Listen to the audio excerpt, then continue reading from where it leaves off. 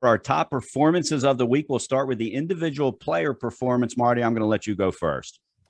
I'm going to go with Jordan Evans for Woodbridge. Woodbridge, again, struggled a little bit there in the first half. They blew it open in the second half, of course, but Jordan Evans returned the second half kickoff, 91 yards for a touchdown, broke it open with a 13-yard scoring run as the Raiders remain undefeated. They took down Red Lion, again, who put up a pretty good fight, but in the end just didn't have enough. But this Woodbridge team, again, they don't do anything in the first half.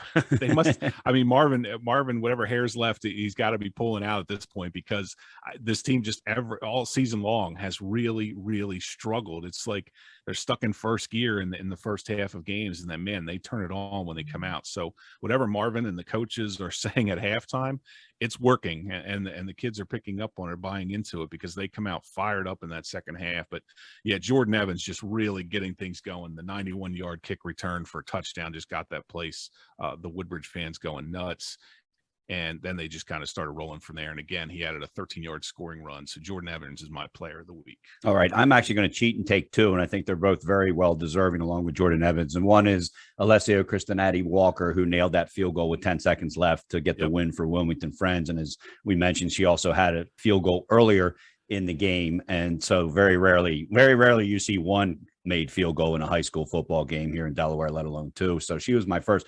The other one is Sal's quarterback, Connor Campbell. And, we just can't take for granted the talent this kid has. I know he was one of our players of the week earlier in the season. He was 13 of 24 for 274 yards and 3 touchdowns through the air. He also had 14 carries for 76 yards and 2 touchdowns in that 38-28 win over Dover. And, sometimes I always try to avoid picking a player, a top performance when they're playing a team that they just blow out, because I think then stats get exaggerated.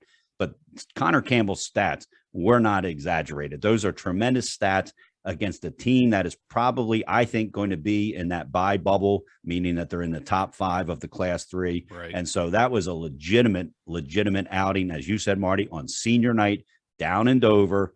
Tough place to play on any circumstances. And so Connor Campbell, my other top performer of the week. All right, let's talk about top performances or a team of a unit. I'm going to roll right into Sally's.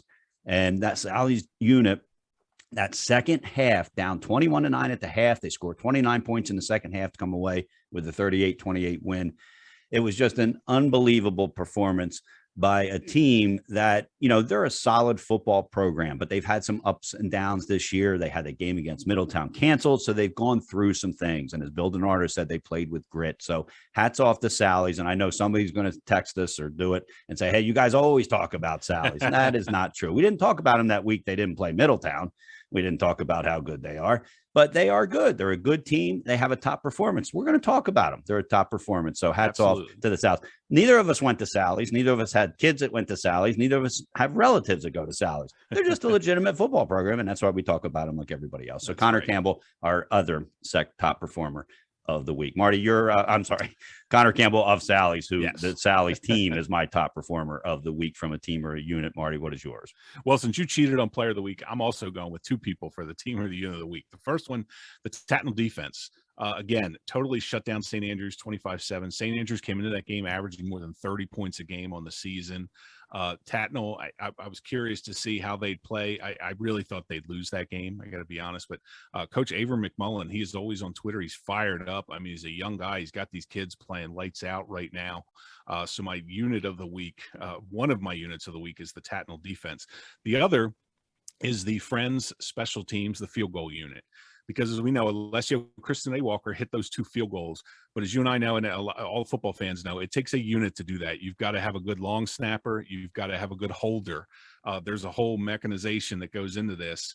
And I'm impressed that with the game on the line, these 3 kids, and I wish I knew all of their names, but these 3 kids work together, a well-oiled machine to hit the field goal to put them up the first time, and then the field goal to win the game. So to the Friends special teams field goals unit and the Tatnall defense are my team units of the week.